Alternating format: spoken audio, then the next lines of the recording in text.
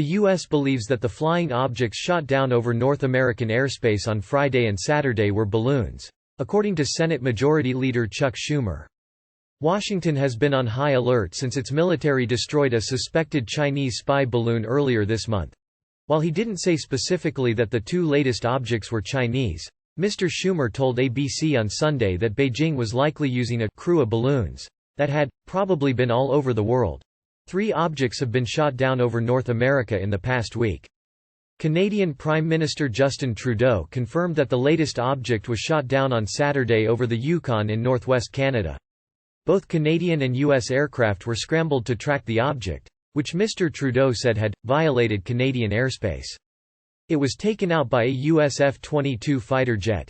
Speaking on Sunday, Mr. Trudeau said recovery teams were on the ground trying to find the object and that there was still much to know. Separately, on Friday, the American military shot down an object the size of a small car off Alaska. It happened just under a week after the U.S. destroyed a Chinese balloon over the Atlantic, on the 4th of February.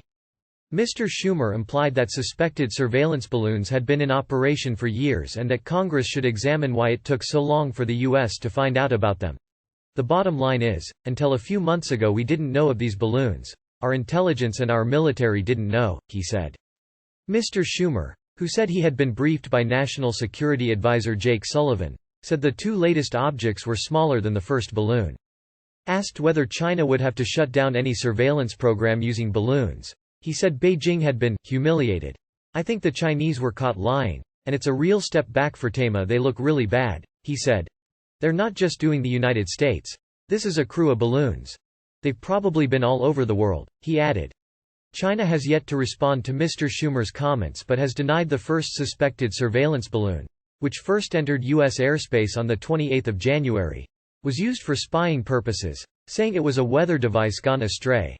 Referring to the efforts to take out the latest object on Saturday, the White House, which was in communication with Canada, said in a statement that the object had been tracked and monitored for 24 hours.